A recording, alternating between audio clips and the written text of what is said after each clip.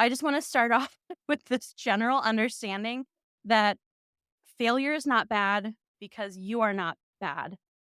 You may have done something that wasn't the right move, or it could have been or the best choice you could make with the information you had at that time, or maybe you just made the wrong choice. There's so many different ways that we can arrive at a quote unquote failure, but I just want to start off with you're not bad, failure's not bad. Hey, Anna, do you think people are listening? Yeah, why wouldn't they be? We make business so fun. Don't we? In that case, let's introduce ourselves. Hey, it's Anna and Selena and the 15-ish minute coffee chat podcast. Talking business doesn't have to be boring, so dive into our coffee chat conversations and learn something new for your small business. All right. This is what we do. This is what we do.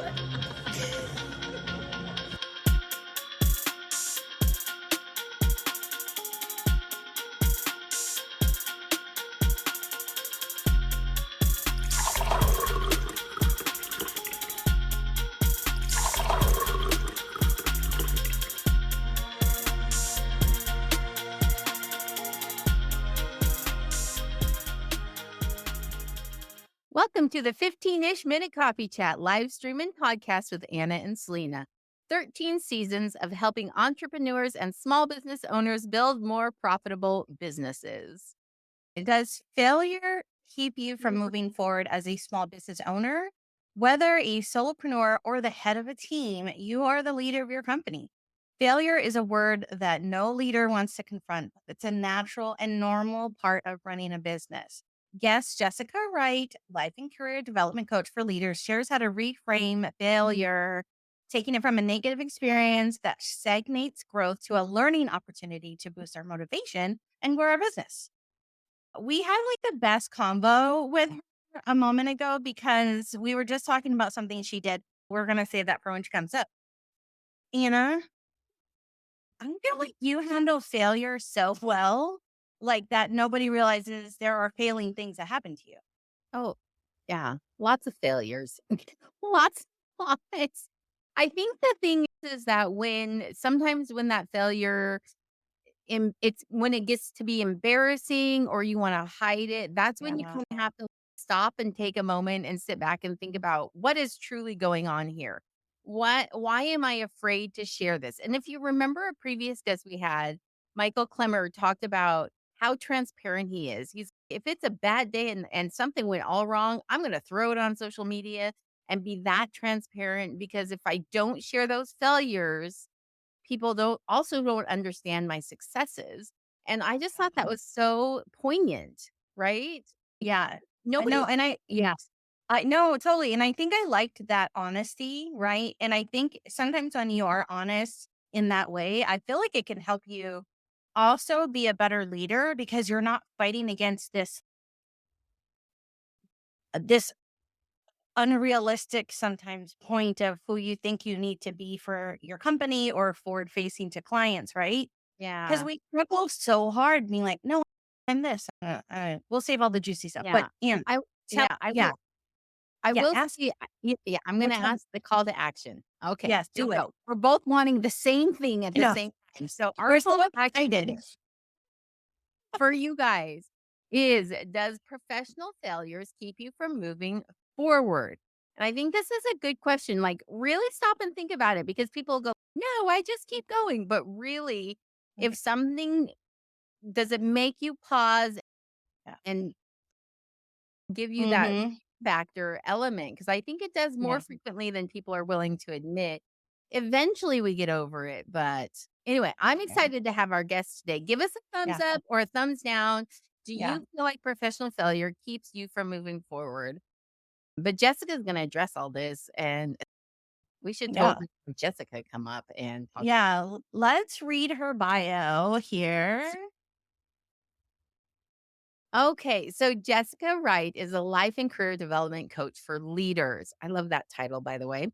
In addition to having a master's degree in transformational leadership, Jessica is the founder and coach of Right Life Coaching, which helps new to mid career leaders accomplish all of the good work you want to do. feel like you have a co-leader you can work out challenges with, and build strong and effective teams without sacrificing your personal life through one-on-one coaching customized to your goals and needs. You can also find Jessica speaking at events or behind her own mic as she hosts two of her own podcasts, Illustrating Leadership and a new exclusive podcast called Leadership Masterclass. Ooh, we're going to hear some more about that too, I hope. When Jessica isn't soaking up all of the Pacific Northwest has to offer, that's my hometown. You can find her chasing her. I always say the name of this It's kind a of dog wrong. yeah, So we're Dodson. thank you, Hershey, Yeah. around the garden or baking vegan cupcakes. She is a military spouse and loves connecting with people in any way she can.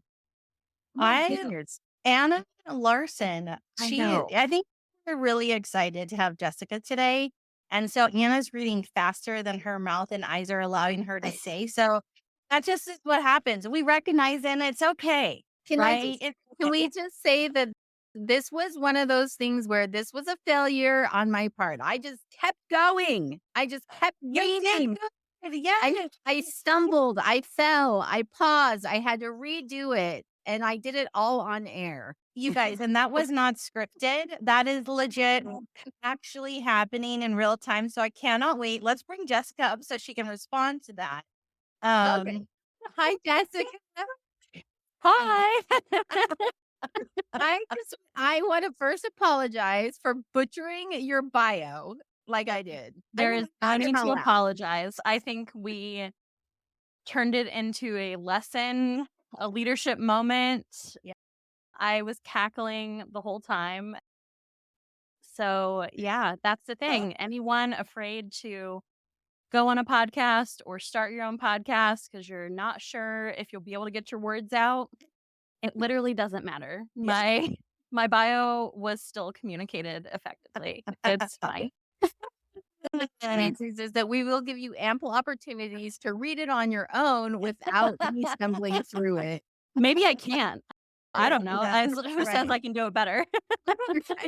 Well, okay, Jessica, thank you for saying yes to coming on the show. I always get nervous when I'm like, "Hey, you want to come on ours?" And I don't know. I'm fearful of the rejection, but I'm so glad you said yes. I had the privilege of being on Jessica's podcast, and we talked about leadership. And I just knew when she was like, "Hey, anybody needing guests?" I'm like, "Yes," because I loved our conversation so much. And I was telling Jessica the conversation led me to reconnect with some of my past leaders just to talk about certain things. And I just loved it. And I know you have valuable things that we can chat about. And I don't know, there is this calm energy about you that I love so much that made me feel like such a welcomed guest. And I felt safe to share the things that we talk on your podcast. So Oh, that makes me so happy. yeah, no. Yeah. So I'm super glad you said yes. So what we always like to do before we start throwing all the questions at you, we like to do a little coffee cup selfie. I like to joke that I Yeah. have an imaginary cameraman. So on three, 1, 2, 3. Okay. I love that. See, So- do you see my coffee cup where it's Oh, from?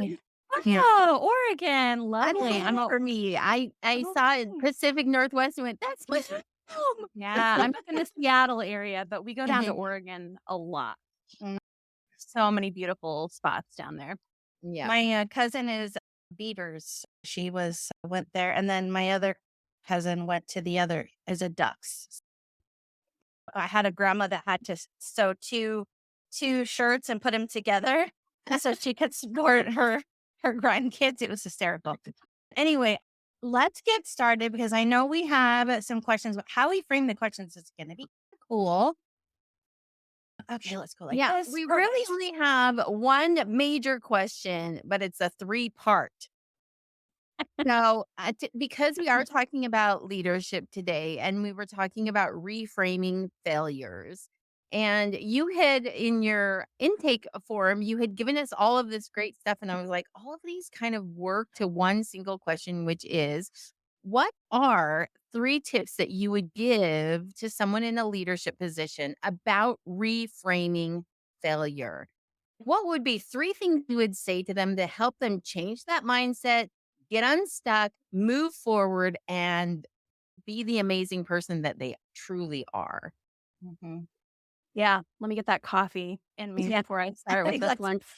I- Well, I'm I- yep. Okay. Yeah, I'm gonna cheat a little bit, and I'm just gonna give a fourth that's a general understanding before Sure. going into the 3 because I love rules and I also love breaking rules. But the first is just this general understanding that failure is not a bad thing.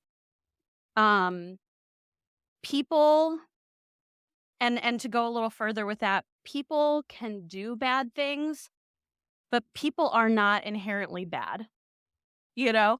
And I think sometimes when we think about failure, we're like, I have done this bad thing. I am bad. I am a bad leader. I can't Mhm. do anything. We start to spiral. And so, okay. That's so it's very Yeah. I love that beginning because I never really thought about it in terms of personifying that failure as who you are, not just something that's happened to you. But I bet you see that a lot. Yeah. I Yeah. think that's why we get so afraid of failure Yeah. and feel so bad afterwards because we don't make it about the specific failure, we make it about us. Hmm. Mhm. And if we can separate ourselves from the failure itself, now I'll talk a little bit later. There's ways you still want to be aware of and involved in figuring out how you played into what happened. So Mhm. I'm not talking about that. But if we can start to separate us being bad from the bad thing that happened a little bit, Yeah. don't make it about yourself, basically. Jessica, I needed that advice when I was a brand new manager, Uh, just managing a big team for the first time. I wish somebody had told me that. Good. I would have changed a lot of things that I did early on. Anyway, Yeah. continue Yeah. on. Okay. So, with that understanding, the first thing I would say is, and you started to speak to this when you talked about your previous guest, Michael, failure is not to be hidden, or I would encourage people to not hide it. There's a strong power in transparency. Now, I always have a little side note. You want to protect the vulnerable people in the situation, right? And you may not need to tell every detail about every person that was involved. That might not be appropriate, but there's always ways to frame things where you can be more and more transparent. Think about, and this is part of why I do what I do with my podcast, Illustrating Leadership. Think about the person who or people who have been most influential in your life as leaders. Did they seem perfect all the time? My guess is probably no. You saw them struggle at times and you admired the way that they came through that struggle. And you were able to do that because they had a level of transparency about what was going on. Again, we filter what is appropriate to share and what is not appropriate to share, but you can probably share a lot more when you think you can. And so that transparency is so key. So I'm glad you brought up your guest, Michael, I and what feel you like, yeah, I feel like so you Yeah. know how there's like that push for authenticity. And when I hear that word, this is what I feel like what you're saying is what I feel like that word means. It's like sharing both the good and the bad parts of ourselves because we know that there are things that happen to all of us. I Yeah. don't know a single person who lives the charmed life where nothing ever goes wrong, right? Whether it's even just stubbing your toe on the side of the bed or whatever, Yeah. or the kitchen kicking the kitchen table wrong, or I don't Yeah. know, Right. dropping your ice cream cone, right? They don't Yeah. have to be massive, humongous things, Right. but I could see how that transparency, when you share, there's also a power in being able to say, I'm going to do better next time, right? yes. Like I'm Here's not here's what happened and here's what I learned. Yeah. Yeah. And I think And for leaders, that's massive. I can tell you because I started in management in the 90s. A lot of it was you never spoke about failure. So that's like the management life I grew up in, where you hid anything that you failed on and you had to just tough it out. You ignored it to the team in that sense, right? And you just moved on to the next thing. And not that we failed a lot, but just we were very scared of failure, all the things. So I think man, I'm trying to think what my young beginning self would have heard if we said transparency. What do you mean? We don't discuss this. We don't discuss this or that. You know what I mean? Only the good things. It's not always magical every time. And I just think the pressure would have been so much better on management. You know what I mean? Had this transparency button been available to us back then, I think our lives would have worked a lot easier. For sure. And such better mental health situations at work Yes. too. 100%. I think each generation is getting better and better. I identify as an elder millennial, but it's getting even better for those younger than me. And they say about our generations that we have, I'll PG this, a BS meter. We have a stronger BS meter. And I don't know if that's true or not, but I think we're more willing to call it out. Mm. And so I think that's going to be more and more of a thing. If you want someone to feel connected to you, you got to be honest. Appropriate, but honest. Yeah. Right. But you know what else this does too is when your employees or those who you manage see that you're willing to admit to like having done something incorrectly, they're more willing to say, "Hey, this went wrong. I need help." Mhm. And so if you're the type of manager that really is truly looking for good team dynamics, a good company culture, strong teamwork, that kind of thing, you need people to feel comfortable saying, "I need help. I didn't do this Mhm. right," or "I don't know how to do this," right? And Yeah. being willing to say those things, and that will only happen if they see you as a leader, I feel like being willing to say those kinds of things Yeah. to them. Yeah. Yeah. Okay, I have a question and it's so not on top. Well, it's on topic, but and we talked about these generations, right? So slowly and surely, this generation that didn't believe in transparency is aging out of the workforce, and we're slowly millennials are going to be the primary older bosses, right? At some point. And do you feel like when let's say my daughter comes in and works for a boomer that still might be and holding on. There's that clash of leadership sometimes. What do you say to somebody like my daughter's age on how to actually work with somebody that is a leader in another generation that believes a different way? Yeah, you're 100% right. And I think that when that's what I see a lot happening when I work with my clients. They're the Gen X, millennial, Gen Z era, Yeah. and they're ready for a next level up in leadership, whatever that looks like. That can look a lot of different ways, right? Yeah. But there's people just hanging on right, a little bit, which is fine. There's a lot of wisdom in that generation. I'm at no knocks Yeah. on the Right. boomers. Right. But I think what I would say to someone in that situation, like your daughter or someone my age going in, is to, while you will feel frustrated, to find a strategy that models to them the way you want to be led. And that automatically makes you a leader in that situation. So, to that manager who is leading in the old style, modeling to them communication, good communication skills, transparency, honesty, coming very prepared with here's what I think the challenge is. And I think this is what I need in order to be able to work through it, all of a sudden puts them in the place of, oh, okay, they're actually a problem solver. That's great. We're not complaining. We're looking for solutions. Cause I think that's the bad rap that younger generations get sometimes. They're just not willing to do the hard work and they're just complaining all the time and blah, blah, blah, blah, blah. And that's not true.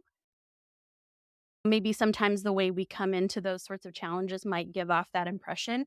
So come in with a very deep self awareness an understanding of how this is going wrong for you, an openness even that the other person might see a different challenge, and then some clearly articulated needs for what would help you operate better in this situation. And I think that's just a more open and collaborative way to start actually making some change instead of, "You're not doing this, you're not doing this."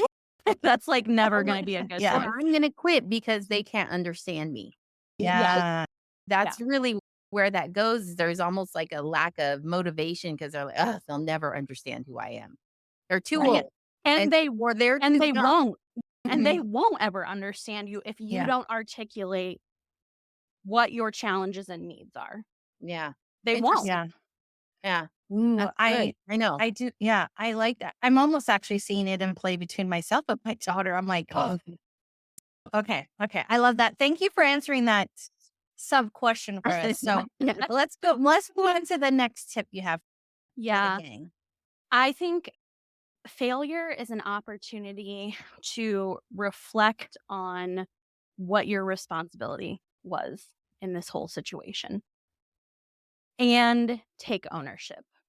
So, I'm not saying that this is a reason for you to obsess and spiral, that it is your fault. This is not a time to get defensive. It's a time to instead ask questions of yourself of what actually happened, because we all have our story, right? But list down some facts and not emotion-filled facts. There's time for that later. I'm not saying emotions aren't important either, but just list down the facts of what happened, what you did in each of those scenarios or in each of those facts to make them facts. And where was your opportunity to show up and course correct and you didn't? So here's the part where we, in the being more transparent part, open up about what we could have done differently with the information we had. If you didn't have any other information to lead you in a different way, don't beat yourself up about that. That's not, that's an opportunity then for the larger system to work better to get you the information you need, which is another component of this as well. Where did you have the opportunity to show up differently and course correct? And where is the system failing? Yeah. And whether that's your fault or not, I don't want to use that phrase. Whether No, it's yeah. your place or not to do that, to fix that, where are there holes in the system? I love that you said that because Anna and I together have looked at something that may have gone wrong, and and to be fair, right? Emotion always just automatically Sure. jumps in to protect ourselves. But Hannah and I have always been able to zoom out either by her telling me or me telling her. And we have to remember to strip the emotion out so we can really review so it doesn't happen again. Or like you said, so we can course correct for the next time. And I just love that you said that because I'm like, okay, I knew we were doing something right. But it is so important, but I do realize not everybody has an Anna or a Selena to bounce off of, but I've tried to take that same practice, or I'll just go to Anna anyway and be like, "I have this problem, and I need to not be so upset, or I need to not be." Yeah. In my younger years, in my younger years, I was employed by a company that uh, transferred a project to me that I was now in charge of. And I didn't do due diligence in going back through making sure everything had been done. I just assumed it had been properly vetted and done and spent hundreds of hours working on this. We had press lined up for the completion. It was a massive thing. And on the final site visit, I just was confirming the initial intake questions and discovered that one of the answers was no, which negated and eliminated them as being able to participate in this program we had just spent hundreds of hours on and so much money toward. And it was like my stomach dropped out because immediately it was, this is my fault. Like, how Mhm. did I not know this from the start? And what I'm saying here is I appreciate what you're saying because I could have easily spiraled. They could have fired me for this, right? This would have been like a firing offense kind of thing. But there was this recognition of the handover didn't happen appropriately. The first person who had the project did not do their job well. There was these series of unfortunate events, if you want to call them that, that led to this final thing. But it was such a huge learning opportunity to me to stop and say, all right, here's all the things like here there was a part I played in this process. And to accept that responsibility, I think was one of the reasons why I did not get let go, right? Because I was able to say, I can see where I should have done this. Yeah. And I came with solutions on the other end. And I think that's a part that you're referring to as well. I said, I should have done this. And in the future, this will be my process. But you can only do that if you do your tip number 2, which is reflect on your part. Yeah. How much ownership can you take for this? And what are you going to do better next time around? I love this tip because this is the scary part. Yeah. This is the scary part where you have to admit to wrongdoing or failure, that the failure is partly your Yeah. responsibility. You have to own up Mhm. to it. And that nobody wants to do that. No. Right. This Yeah. is the No. part you're most stick in notches. Like, Yes. really, this is because you have to make a big choice of fight or flight, really, or Yes. put your head in the sand. I'm glad you used Yeah. that term because that's literally what happens in that moment. You said your Yeah. stomach dropped. Mhm. Your brain and nervous system is in fight or flight at that moment. Yeah. I wanted to And run. yeah. And so my reaction in those times, I'm the head in the sand kind of person. That's my flight. I just want to get as small and hide as much as possible. And while I'm down there in the sand, think of why this wasn't my fault. Protect.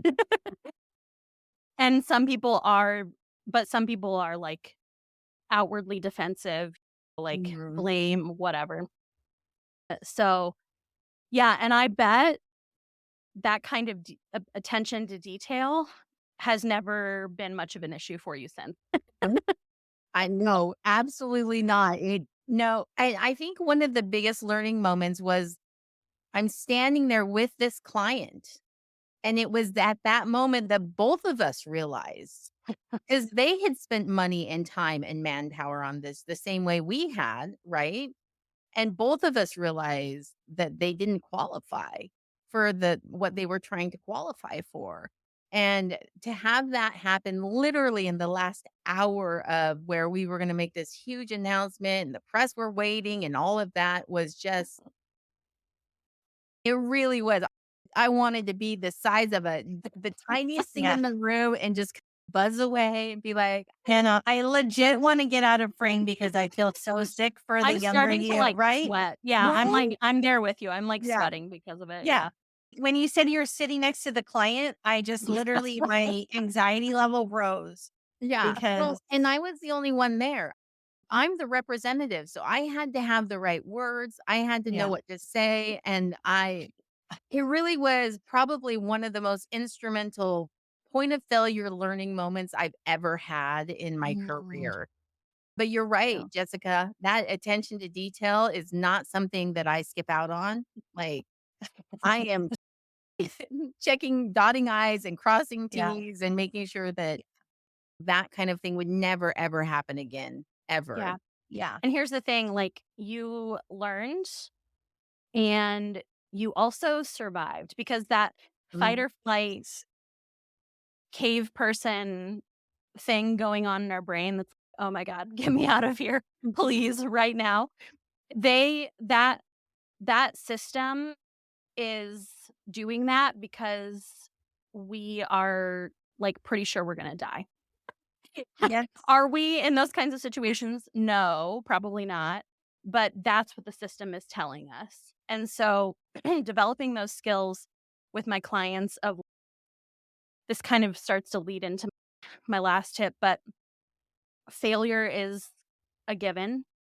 It's gonna happen. It's going to happen. And having the strategies ready to go in those situations for taking a beat, not running, also not fighting, not hiding. How can you give yourself some space to properly process? And it's not something to be super ashamed of because it's going to happen to all of us. And if we're taking those opportunities to learn and grow and be transparent and come out stronger on the other side of it and help our people learn how to do the same for the sake of that workplace culture that we were talking about earlier, it's going to happen and it's going to be fine. You're not going to die. And Yes. yeah, so like also something you were talking about on the last point, Selena, I wanted to say I always say that emotions are important Mhm. and they are part of the story, but they're not the whole story. They are signposts. And so in those moments where the gut drops, you're like, "Oh no, this has definitely happened. I played some role in this." Instead of going to what is going to happen to me, just noticing all the things coming up for you and figuring out what that's pointing to, and then figuring out your response based on that and how you can be most supportive to the larger good in the situation instead of trying to protect yourself. Yeah. That's where the Yeah. good is gonna come through. I'm not saying go out and look for mistakes to make. That's not the point of failure is gonna No, happen, but no. it's going Yeah. to happen. Okay. It'll come. I just want to say thank you for you just reminding me of something that I was taught back in my corporate days, right? We have crisis plans for just in case. You make them and create them when you're calm because then you can reasonably say this is what will happen because you are so correct. Like emotion plays a part when you come to that failure moment sometimes, right? Maybe the failure is this guy's credit card, right? Our credit card machine is down and now we can't make any dollars. Okay. What's our plan? What are we going to do to solve it? But I think you just reminded me that this tip right here is it's going to happen. How do you plan for some of them that are foreseeable to happen? Yeah. And so thank you for reminding because I think this actually is an important one is you can help control and you can create an output to when a failure is going to happen in your time because you're right. It is going to happen. Mhm. Another big piece to this too is when you are the owner of a company or small business owner or the manager leading a team of people, you have to be ready for their reactions to the failure also. They can come at you angry, combative, wanting to yell in your face, or they might start crying and then you don't know what to do. There could be any range of emotions happening from other people. And so I feel as a leader, we don't, we feel, we talk a lot about what you were just saying, Selena, like preempting those moments, because otherwise, in that time frame, if you're not ready and prepared to handle what's facing you, like you just want to crumple into tears right along with them. Yeah. Let's Yeah. cry together. And that as a leader, you can't really do that. When you're in that leadership position, you have to be seen as the strong one that's ready to not like, I know the way forward. Here we Yeah. go. Listen, I'm not opposed to a tear from a leader. Yeah. But yeah, it's if tears are coming, but that person is acknowledging the situation and acknowledging how I feel and is starting to make a plan of how to move forward, I'm there. Let's all cry together and move forward. But yeah, that's the scary part of all of this, right? It's not necessarily like when I think about the times I mess up, I can, if it's a pretty singular, just me kind of failure, I can be like, all right, whatever, that didn't work. I'm going to do something else. But when I start to get other people involved, my failure, we can sometimes feel like we failed them as well. We didn't just fail on the idea or the process or whatever we were trying to implement. We failed people too. And that's when it gets really scary because we can only control ourselves, right? I know we'd love to think we can control others, but we can't. Sorry. um, Darn. I know, bummer. But we can't control someone else. So they could be mad at us. They could think negatively about us. They could seem fine in the moment and then later try to take you down. Like so many different things could happen, right? And that's what we start to freak out about. And the reality is, I think going back to the more transparent you are about what happening, how you're feeling about it, but what you want to happen next, um, people are then going to be able to see you modeling that and be like, okay, this is not the time for me to be thinking about this person necessarily, but we all need to come together to figure out what's the best thing to do for the good of the situation. Yeah. And I feel like a good leader is able to do that well, right? Because people are willing to rally. If you're a crap leader, they're jumping ship. They Yeah. don't care. They don't care if you get in trouble. They're not, as long as they're not being held responsible, they're out. So I guess if something bad happens and everybody jumps ship, time to go Yeah. talk to Jessica, right? Yeah, you need to reflect. That's one of Yeah. the tips that Jessica talked about is reflect. It is sad, and I know it is. I think it's very.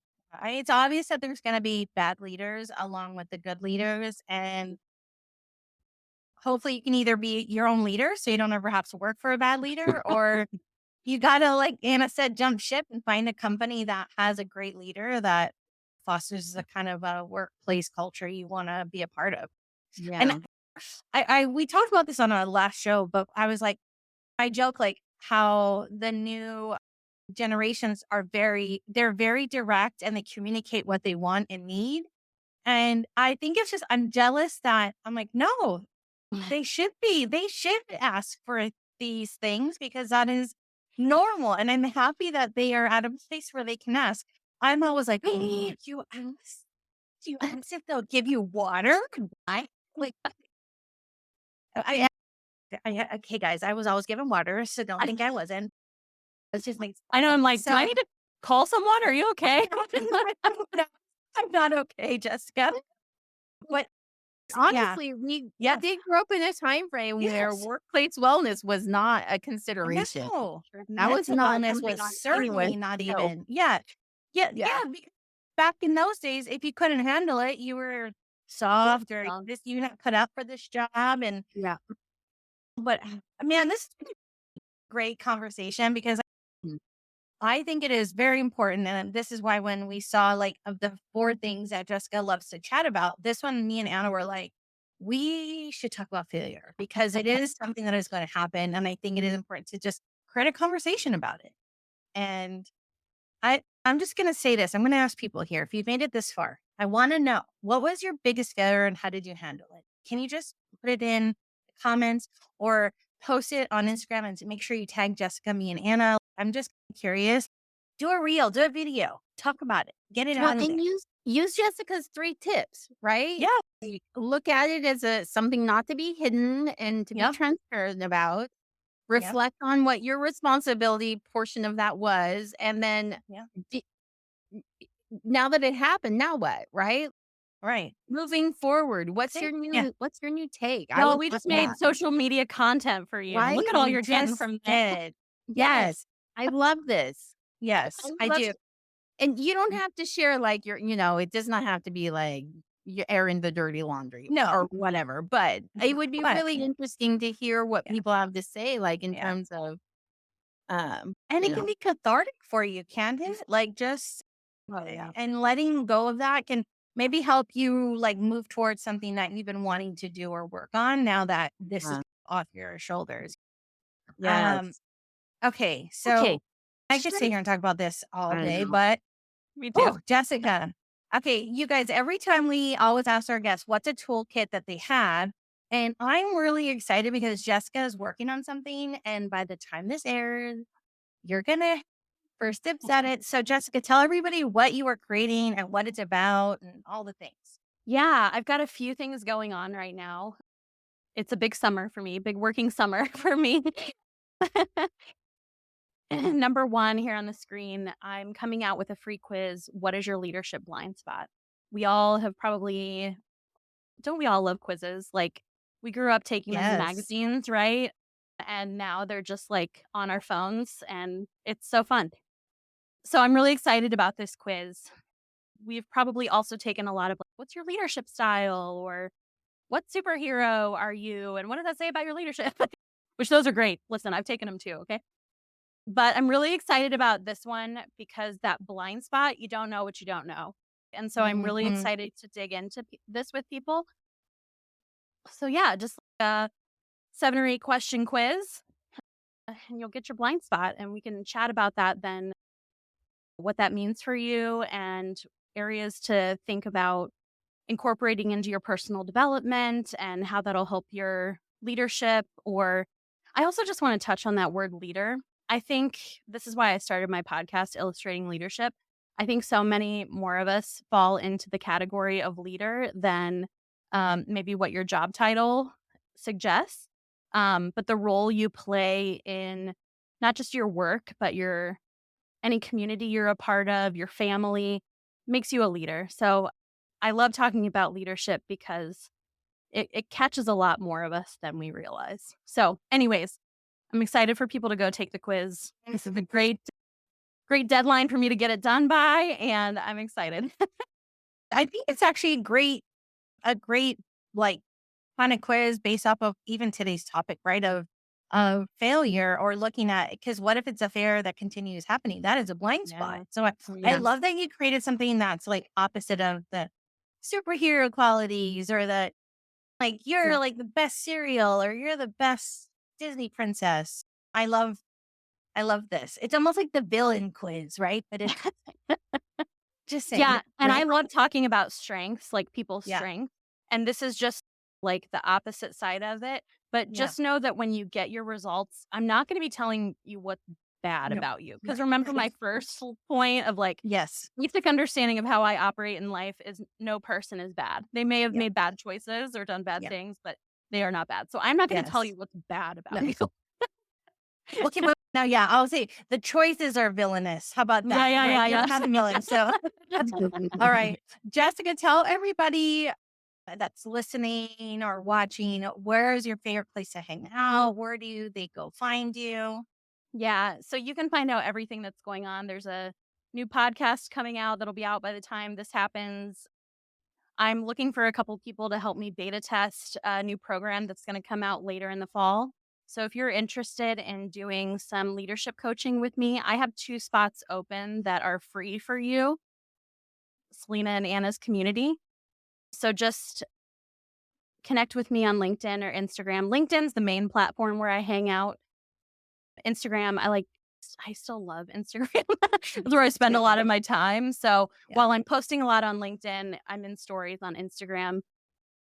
And yeah, check out my website, jessicawright.online. You'll find the quiz there once it's ready to go, as well as everything else about what I offer. I love it. I love it. Thank you Okay. so much. I Thank know. you. This was so great. Selena's trying to. I am I was crying. like, that is not the music, is it? But it is the music. is. That's the music that tells us that we are winding down the show, that we want you to come to our inbox, that you can connect with Anna and Selena, and that you can find us at annaandselena.com. And Jessica's blog will be up and ready to go when this airs, so you can get all the links to all the things from that blog. Also, if you are a podcast person, catch us on your favorite podcast platform. Yeah, we're all over the place. So Yeah. we like to connect with us. We look forward to having you be part of our community. And other than that, we'll see you at the next 15 minute coffee chat. Thanks, everybody. Thanks, Jessica. Oh my gosh.